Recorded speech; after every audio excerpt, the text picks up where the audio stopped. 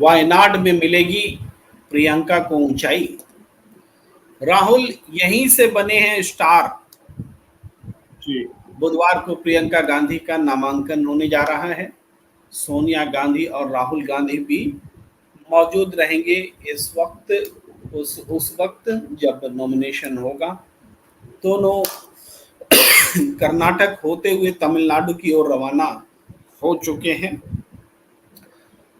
नमस्कार, मैं हूं प्रेम कुमार। प्रणाम इंडिया में आपका बहुत बहुत स्वागत है। हमारे साथ जुड़ चुके हैं देश के बहुत वरिष्ठ पत्रकार सुरेंद्र दुबे सर। आपका बहुत बहुत स्वागत है। आप तमाम दर्शकों का भी स्वागत है जो लगातार हमारे साथ जुड़ते हैं, जुड़े रहते हैं और जुड़ने वाले हैं, उनका भी सादर यहाँ स्वागत है। आज हम जो विषय बात करने जा रहे हैं वो साधारण एक कंस्टिट्यूएंसी की बात नहीं है, सिर्फ एक नेता की भी बात नहीं है, वो पूरे कांग्रेस की बात है और कांग्रेस से जुड़े हुए गांधी परिवार की भी बात है। राहुल गांधी को वायनाड ने कहां से कहां पहुंचा दिया, उस पर भी बात करेंगे। और प्रियंका गांधी जिनकी उम्र 52 साल है, 52 साल में पहली दफा वो संसद में पहुंचेंगी। ये गांधी परिवार का परिवारवाद है कि उस परिवार का एक मेंबर 52 साल तक सदन का मुंह देख नहीं सका, किसी भी सदन का। और चूंकि वायनाड का एक महत्व है और पूरी गांधी परिवार के लिए भी, आप उस पर अच्छे से रोशनी डालेंगे सुरेंद्र दुबे सर, कि पूरे गांधी परिवार के लिए भी दक्षिण भारत जो है संकट मोचक बनकर सामने आता रहा है। आज के दर्शकों को तो ये पता है कि राहुल गांधी ने 2 जगह से चुनाव लड़े थे, अमेठी और वायनाड से। अमेठी में हार गए, वायनाड में जीते, यानी संसद में बनाए रखा वायनाड ने राहुल गांधी को। एक ऐसे समय में जब अदालत ने उनसे सांसदी छीन ली थी किसी याचिका पर और सुप्रीम कोर्ट ने बाद में उसको बहाल किया और इस थोड़े समयांतराल में उनको घर से बेघर कर दिया गया, तब भी वायनाड की जनता राहुल गांधी के साथ खड़ी रही। और जब वायनाड को सबसे ज्यादा जरूरत थी अपने नेता की, तब सांसद नहीं थे राहुल गांधी, इस्तीफा दे चुके थे। लोग 2024 का लोकसभा चुनाव आ चुका था और वो रायबरेली से सांसद बन चुके थे।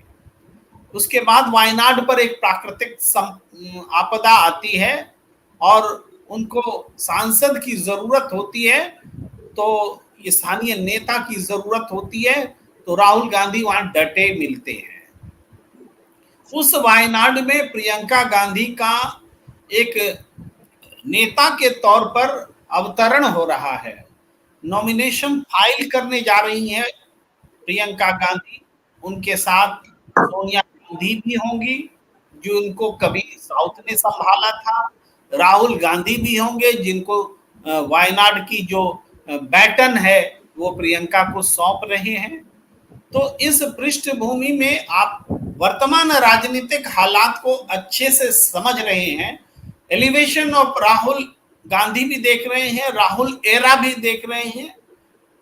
भले ही वो अपोजिशन के पॉइंट ऑफ व्यू से हो, लेकिन सियासत में ये राहुल एरा भी है, सियासत में मोदी एरा भी है, लेकिन संघर्ष करता हुआ राहुल एरा भी है और वो अपनी जगह बना रहा है।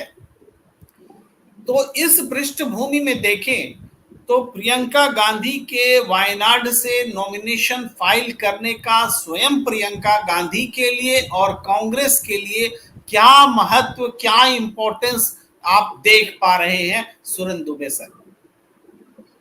जी प्रेम कुमार जी, आपको नमस्कार और आपके दर्शकों को भी नमस्कार। बहुत समय बाद कुछ अत्यधिक व्यस्तता के कारण मैं आपके दर्शकों से वार्तालाप नहीं कर सका, इसलिए मैं आपके दर्शकों का भी स्वागत करता हूँ।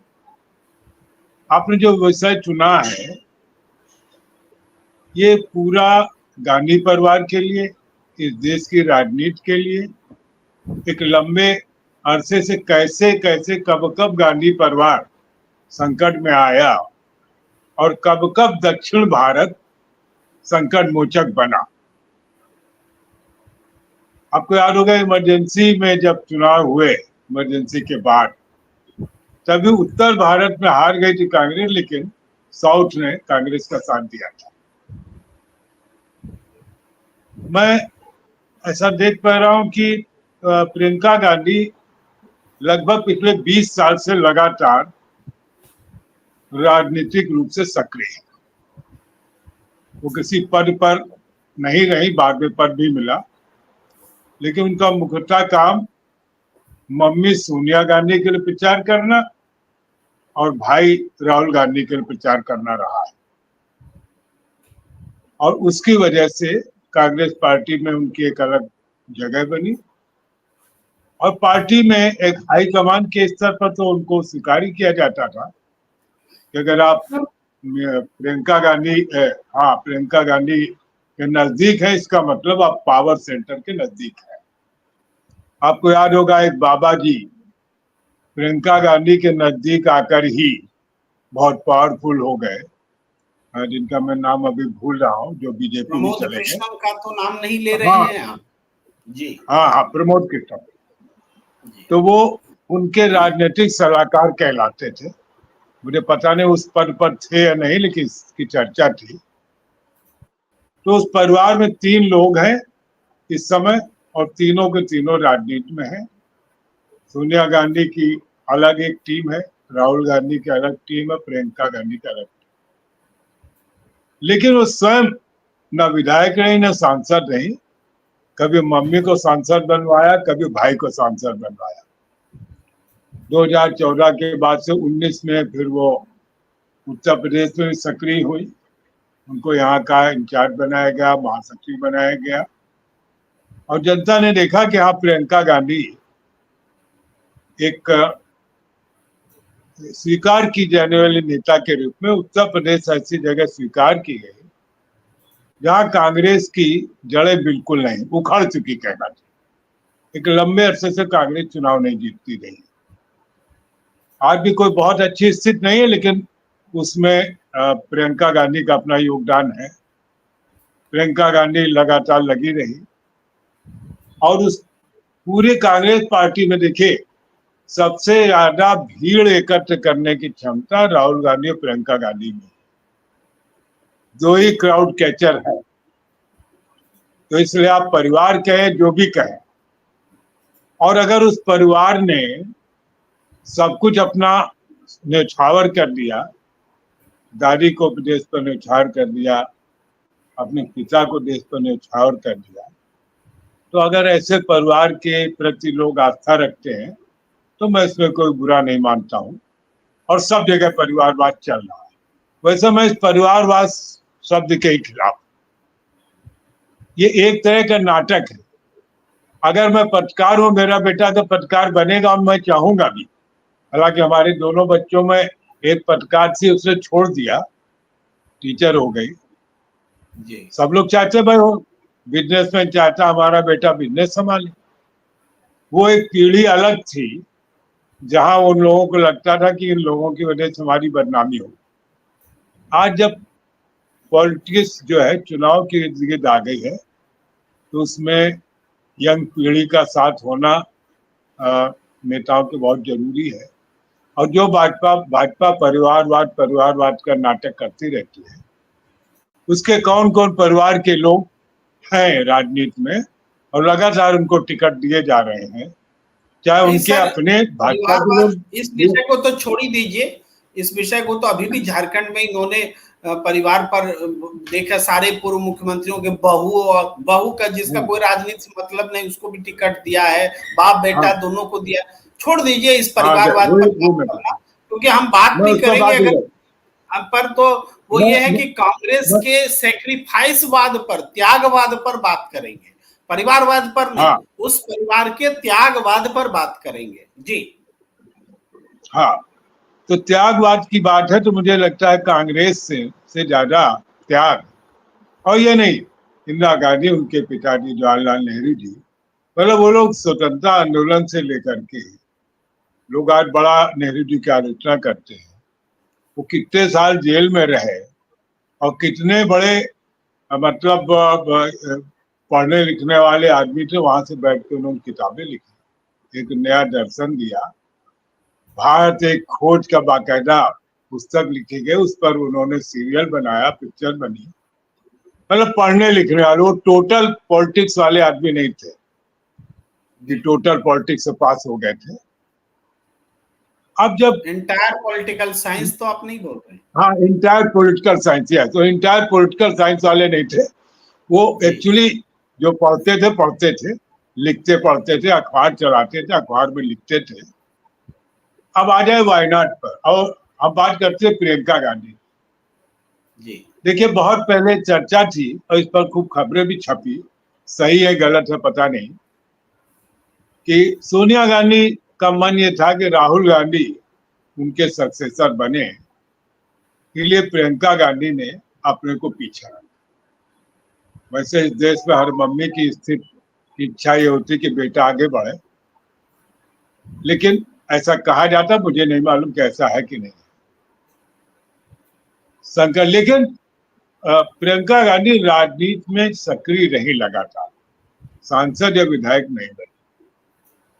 अब जब ये घड़ी आई तो फिर देखिए उन्होंने परिवार को बचाने के लिए प्रियंका गांधी का भी त्याग देखिए, कि प्रियंका गांधी एक लंबे अरसे से माँ और भाई के लिए त्याग कर रही है, खुद नहीं आई, और अभी भी उसे त्याग स्वरूप ही वायनाड जा रही है, क्योंकि भाई रायबरेली चला गया, मम्मी राज्यसभा में आ गई, अमेठी शर्मा जी के पास चली गई, तो अब वायनाड के लोगों क्या कहे, वो वायनाड जिसने इनका साथ दिया।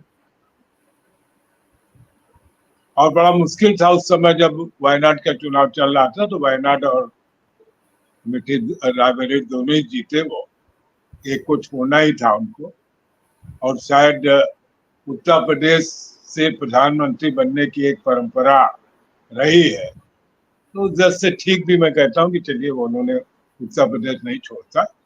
हालांकि वायनाड के लोगों की इच्छा थी कि राहुल गांधी हमारे साथ है, तो राहुल गांधी ने कहा कि चलो हमने अपनी बहन को दिया और अब ये तुम्हारा नेतृत्व करेंगे। मुझे लगता है कि साउथ फिर एकजुट होकर के प्रियंका के साथ खड़ा होगा, चुनाव एक तरफा होगा, उसमें कोई हमें आप वो नहीं है कि वो हार जाएंगे, वो जीतेंगी, जीत को संसद में क्या करेंगे ये हम सब देखें। अच्छी वक्ता है, तेजस्वी वक्ता है, और इस देश में एक परंपरा रही है, आज भी इस देश में करोड़ों लोग ऐसे हैं जिनमें प्रियंका गांधी में मैडम इंदिरा गांधी की छवि दिखाई पड़ती, लोग कहते हैं बिल्कुल इंदिरा गांधी की तरह है। तो आप देखें जब संसद में पहुंचेंगी तो भाजपा के लिए ये एक नई परीक्षा होगी, क्योंकि अब भाई भी है और बहन भी है और राज्यसभा में मां भी है। तो मैं लगता हूं कि वायनाड से जो उनका लड़ना कांग्रेस को नई ऊंचाई पर ले जाएगा। ये प्रियंका गांधी की ऊंचाई की बात नहीं, ये कांग्रेस को और इस्टेब्लिश करने की बात है कि अब भाई बहन दोनों मिलकर के, क्योंकि अब सोनिया जी थोड़ा बीमार काफी रहती है, तो एक तरह से वो पीछ बैक सीट पर है, फ्रंट सीट दोनों भाई बहनों ने संभाल ली है, और इस समय खड़गे साहब के साथ भी अच्छी इन सब लोगों की केमिस्ट्री है। तो मुझे लगता है वायनाड का चुनाव बहुत आकर्षक और रोचक होगा, और चुनाव के बाद जब संसद में पहले दिन जाएंगी प्रियंका गांधी, तब वो दस से देखने वाला होगा कि क्या है। बिल्कुल बिल्कुल, आप सही कह रहे हैं। हम कुछ तस्वीरें दिखाना चाहते हैं अपने दर्शकों को कि जब वायनाड के लिए तीनों सोनिया गांधी, प्रियंका गांधी और राहुल गांधी निकले तो वो पहले कर्नाटक होते हुए गए और कर्नाटक में उनका जो वार्म वेलकम हुआ है, वो तस्वीरें आपके सामने है। हम इन तस्वीरों को आपको दिखा रहे हैं, आप देख सकते हैं ये तस्वीर कि सोनिया गांधी, देखिए मुख्यमंत्री कर्नाटक के मुख्यमंत्री सिद्धारमैया भी साथ में हैं, प्रियंका गांधी, सोनिया गांधी, सिद्धारमैया, डीके शिव कुमार और दूसरे तमाम लोग मिल रहे हैं। ये वो तस्वीरें हैं जो हमें प्राप्त हुई हैं कर्नाटक से और थोड़ी देर पहले प्राप्त हुई हैं, तो हमने सोचा कि इसको दिखा दिया जाए। ताज़ा तरीन तस्वीर है। अब यहाँ कर्नाटक के बाद वो वायनाड जाएंगी और वायनाड में जो उनका कार्यक्रम होना है उस पर भी हम बात करेंगे और आएंगे, लेकिन थोड़ी चर्चा को हम मुकम्मल कर लेते हैं क्योंकि हम एक गंभीर चर्चा कर रहे हैं और बातचीत चल रही है, तो हम चाहते हैं कि उस चर्चा को थोड़ा आगे बढ़ाएं। देखिए, वायनाड में प्रियंका गांधी आएंगी।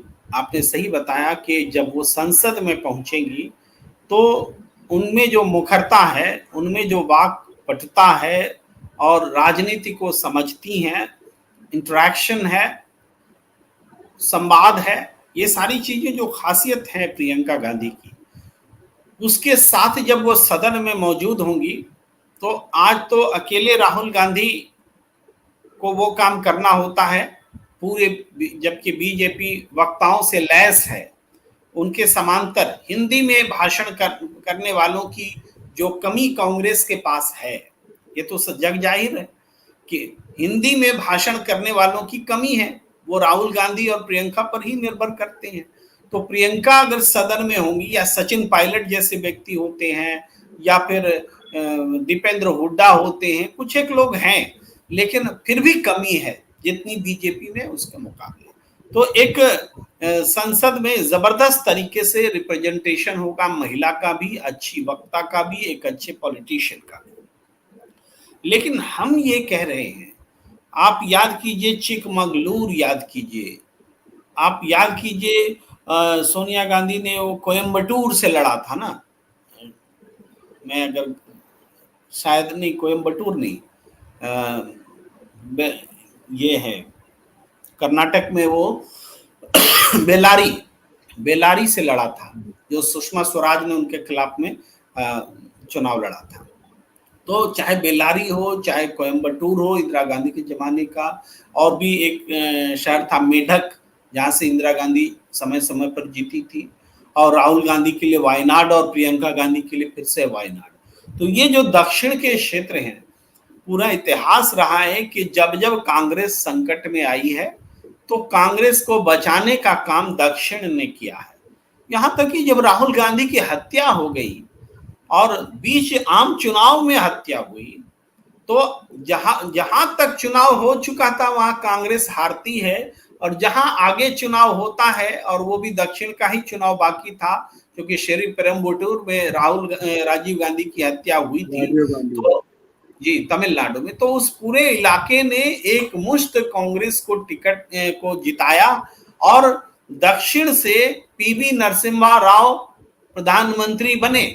हालांकि वो कांग्रेस सोनिया गांधी की पसंद थे, लेकिन दक्षिण ने कांग्रेस को संभाला।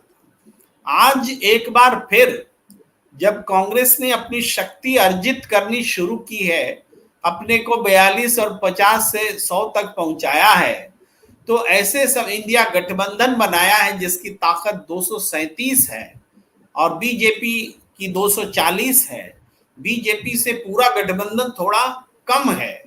तो ऐसी परिस्थिति में जो दक्षिण है वहां वो कांग्रेस का दामन थाम रहा है, लेकिन अगर प्रियंका के माध्यम से दक्षिण अगर कांग्रेस का दामन थामता है, तो एक बड़ी तस्वीर मैं देख रहा हूं और दिखाने के लिए आपसे आग्रह कर रहा हूं कि उत्तर में राहुल, दक्षिण में प्रियंका, और ये जो उत्तर और दक्षिण को जोड़ने का जो काम है, ये काम करने की क्षमता गांधी परिवार के अलावा किसी और में नहीं है।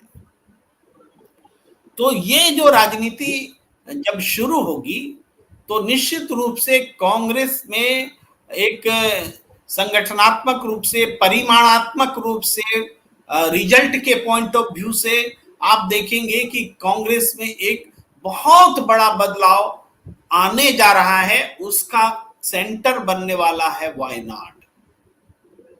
जी देखिए, मैं जब आपने काफी पृष्ठभूमि पर बात की तो मुझे अचानक याद आया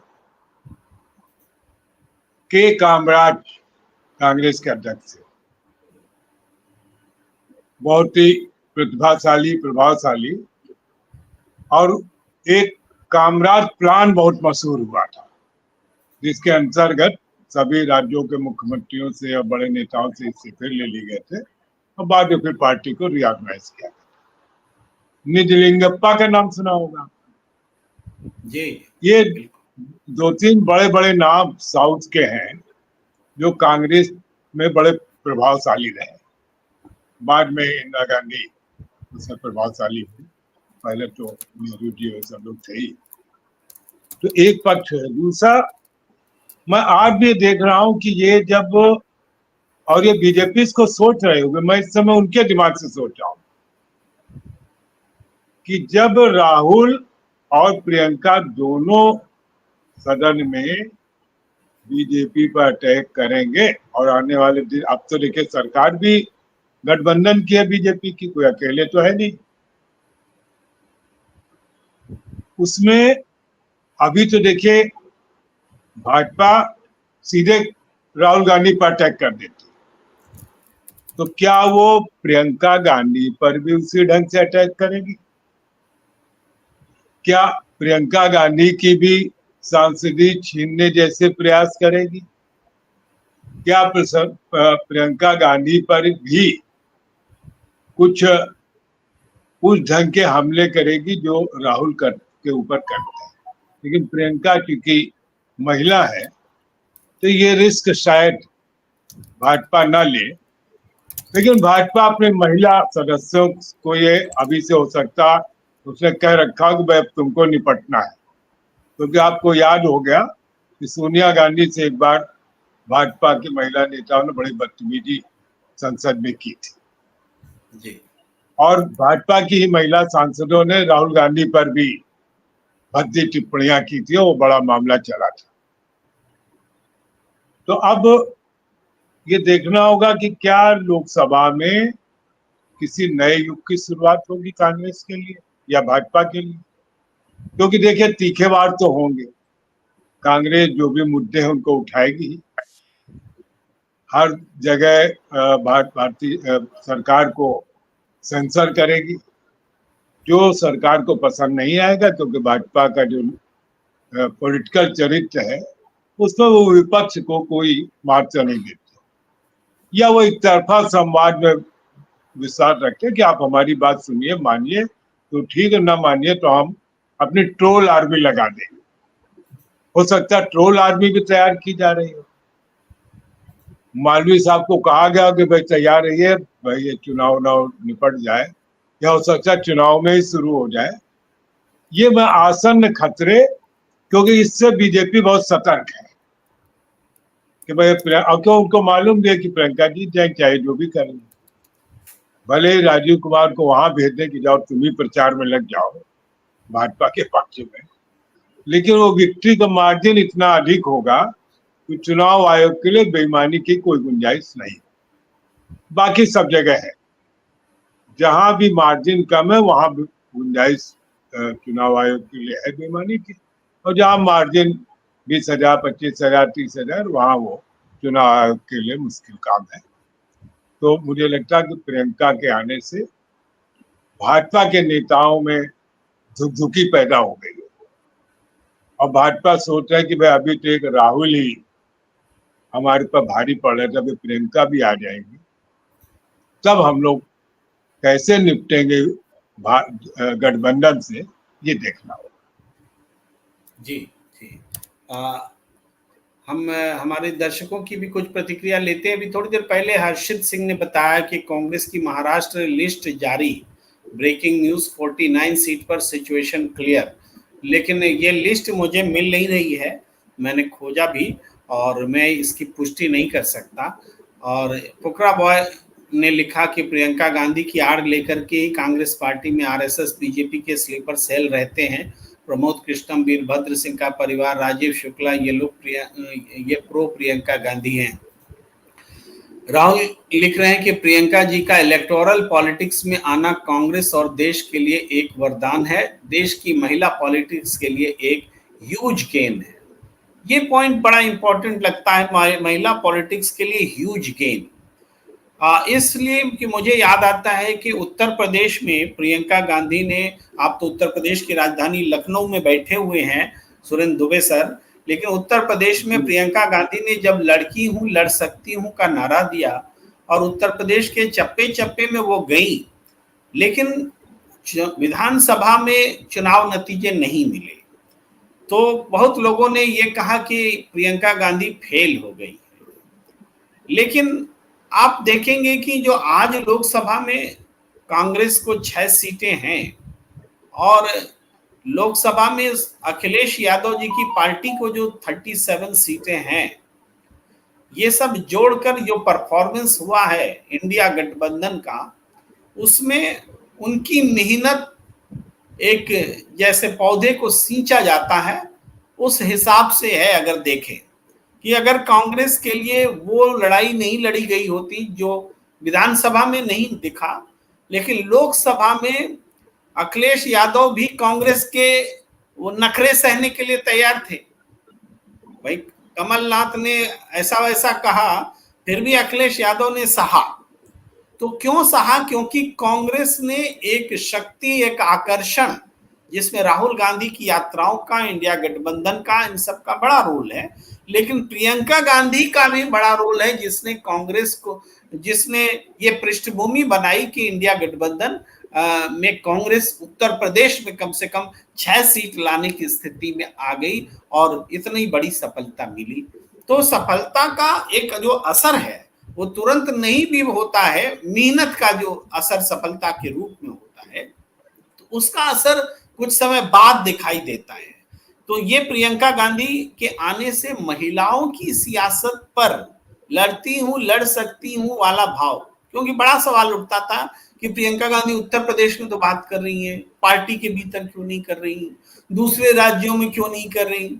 लेकिन ये समाज पुरुषवादी समाज है, अपनी पार्टी के भीतर भी संघर्ष करना पड़ता है कि महिलाओं को अधिकार, तो हर स्टेट में संघर्ष करना पड़ता है। लेकिन एक बात जो उठी, प्रियंका गांधी ने उठाई और उसका एक नतीजा भी आया कि बीजेपी ने 33% आरक्षण का रिप्रेजेंटेशन में एक बिल लोकसभा में पारित किया, जो कब इफेक्टिव होगा वो भगवान जाने, होगा कि नहीं होगा, लेकिन फिर भी वो पारित हुआ।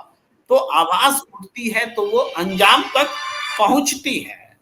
तो हम यही कहने जा रहे थे कि प्रियंका गांधी के जो महिला सेंट्रिक पॉलिटिक्स है उस पर कोई असर पड़ने वाला है क्या? जी सुरेंद्र दुबे सर। हाँ देखिए, हम इसको गठबंधन की दृष्टि से देखते हैं। जब ये लोकसभा पहुंच जाएंगी और उत्तर प्रदेश के संदर्भ में देखें, देखिए समाजवादी पार्टी में भी कोई बड़ी महिला नेता नहीं, डिम्पल है, लेकिन उनकी रीच उतनी नहीं है जो प्रियंका की है।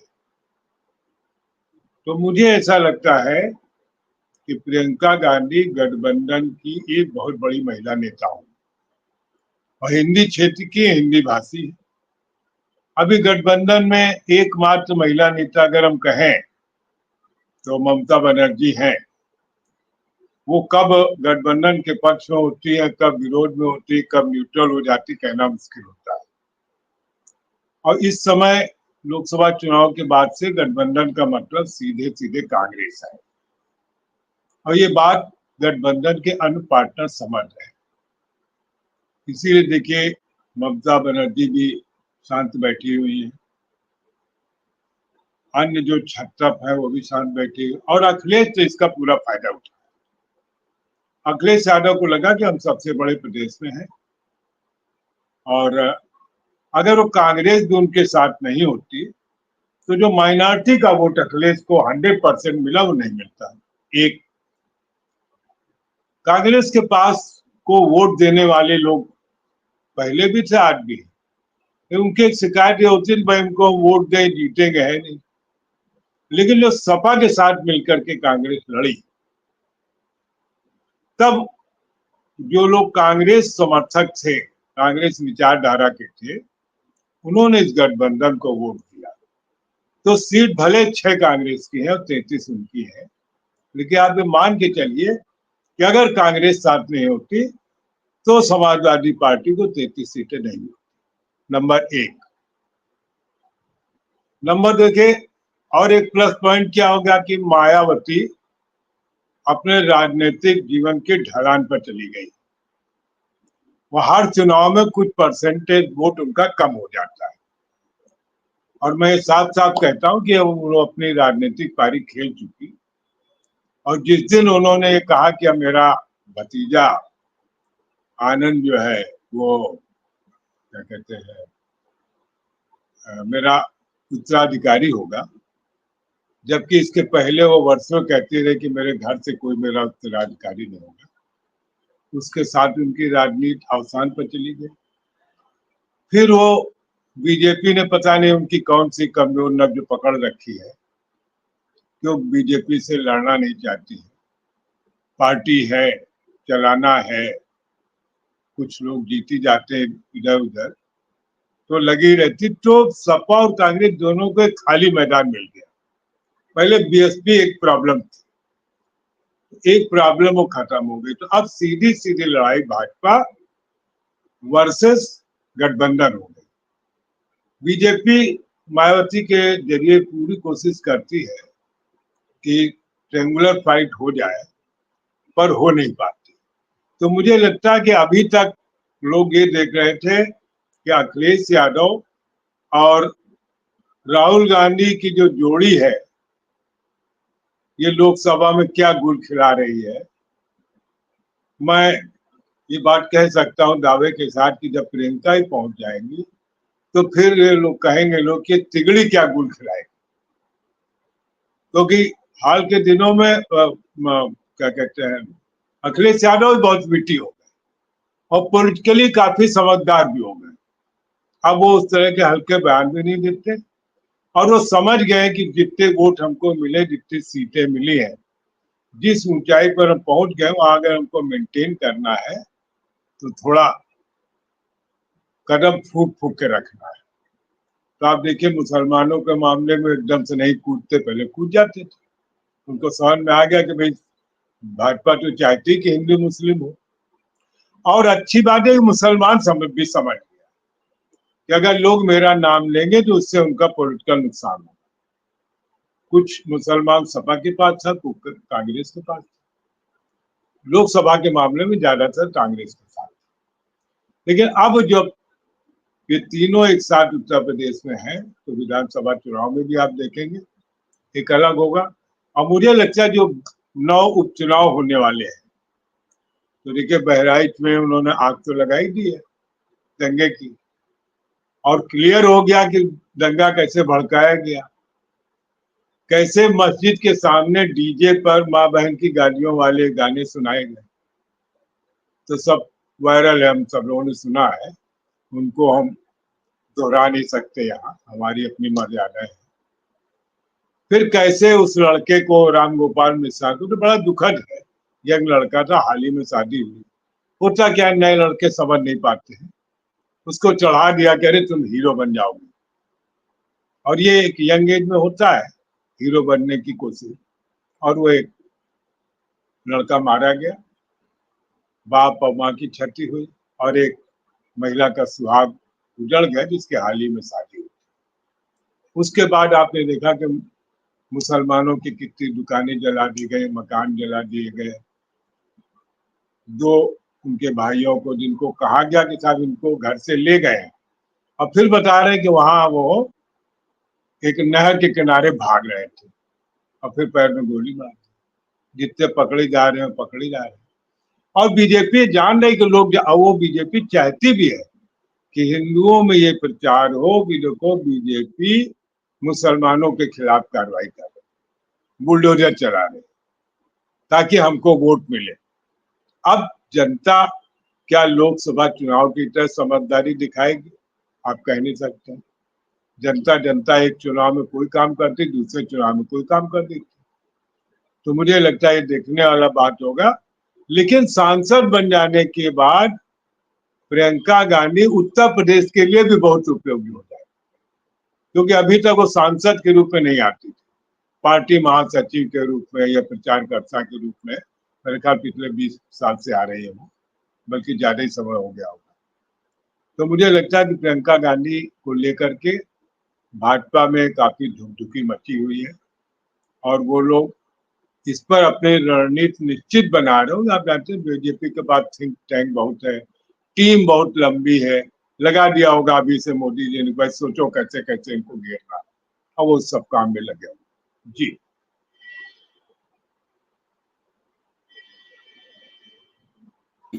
हमारे एक दर्शक लिख रहे हैं कि अगर इंदिरा हार सकती है, राहुल हार सकता है, तो प्रियंका भी हार सकती है। वायनाड में वाम मोर्चे को जीतना चाहिए। इंदिरा किससे हारी थी, इसका जवाब देना जरूरी है कि इंदिरा गांधी किससे हारी थी। इंदिरा गांधी उस अपोजिशन से हारी थी जिसने उनको सत्ता में रिप्लेस किया। राहुल गांधी की हार किससे हुई? उस बीजेपी से, उस स्मृति ईरानी से, जो कि उनको हराने के बाद जिनका कद बहुत बड़ा हो गया और वो मंत्री भी बनी, और बीजेपी से हारी। और प्रियंका गांधी के खिलाफ कौन है? सीपीआई है, जिसका कि अब एक तरह से देश में नामलेवा भी नहीं है। केरल में एक आध सीट मिल जाती है, त्रिपुरा अब लेफ्ट में भी खत्म, झारखंड में तो इंडिया गठबंधन से एक सीट के लिए गिड़गिड़ा रही थी कि एक सीट दे दीजिए अन्यथा हम 22 सीटों पर चुनाव लड़ेंगे।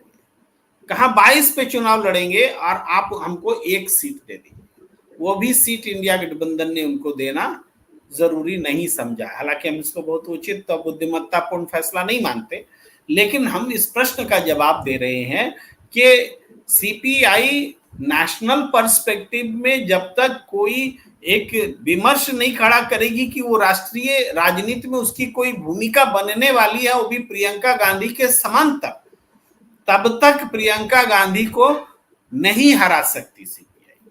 वही राहुल गांधी को हराया क्योंकि बीजेपी ने एक भूमिका बनाई कि वो देश बदल रहे हैं, कांग्रेस को हटा रहे हैं, कांग्रेस मुक्त भारत ला रहे हैं। ये समझाया, चाहे जिस तरीके से समझाए। इंदिरा गांधी को हार का मुंह देखना पड़ा, जो कि पूरा ओपोजिशन सत्ता बदलने के लिए आमादा था। ये परिस्थितियां थी, लेकिन सबने जबरदस्त वापसी की, कोई अपोजिशन कहीं टिका नहीं। जनता पार्टी तो खत्म ही हो गई, इतिहास ही बन गई। और राहुल गांधी को हराने के बाद राहुल गांधी ने जिस तरीके से रिवाइव किया है और बीजेपी को जो 400 के सपने देख रही थी या जिसके पास 303 सीटें थी उसको 240 पर ला दिया और अपनी पार्टी की क्षमता को दुगनी कर ली और एक बार फिर उस शक्ति को बटोरने के लिए और राज्यों को जीतने के लिए वो मैदान में खड़े हैं। तो ये कांग्रेस पार्टी का चढ़ान दिख रहा है। राहुल गांधी के नेतृत्व में उतार नहीं दिख रहा है कि राहुल गांधी या सोनिया गांधी प्रियंका गांधी को नॉमिनेशन फाइल कराएं और प्रियंका गांधी चुनाव हार जाए। इसलिए केवल बोलना है, इसलिए बोल देना है तो वो बात अलग है, क्योंकि हारने वाले तो बड़े बड़े नेता रहे हैं। भाई वाजपेयी जी तो 4 जगह से चुनाव एक साथ लोकसभा के लड़ लेते थे, 3 जगह हार जाते थे, 1 जगह जीते, ऐसा भी हुआ। और कई बार 2 जगह लड़े, दोनों हार गए, ये भी हुआ। तो सबके साथ ऐसा होता है और ये ऐसा होना जरूरी भी है। जनता का सबक होता है, जनता से सबक मिलता है। तो आज की चर्चा को सुरेंद्र दुबे सर यहाँ रोकते हैं, क्योंकि एक ऑड आवर्स में हमने चर्चा शुरू की और नेट 7 बजे शुरू नहीं की, 7:30 से भी थोड़ी देर में शुरू की। और हम ढूंढते हैं उस खबर को कि कहाँ महाविकास आघाड़ी के बीच में सीटों का तालमेल हुआ है। इस बीच वो खबर मिलती है तो हम 9 बजे एक शो लेकर अकेले ही आएंगे, क्योंकि आपको आगे रात में हम कष्ट देना नहीं चाहेंगे, क्योंकि 10 बजे भी हम एक शो लेकर आते हैं 9 बजे भी अगर कोई डेवलपमेंट होता है सीटों को लेकर के तो हम शो लेकर आते हैं। और फिलहाल अपने दर्शकों से इजाजत लेते हैं और आप सबका बहुत बहुत आभार। और सुरेंद्र दुबे सर और हमारी तरफ से आप सब का बहुत बहुत आभार। और हमारा YouTube चैनल प्रणाम इंडिया को बहुत बहुत आभार आपको। सब्सक्राइब कीजिए, शेयर कीजिए, ज्वाइन का बटन दबाइए। इस आग्रह के साथ हमें दीजिए इजाजत। धन्यवाद।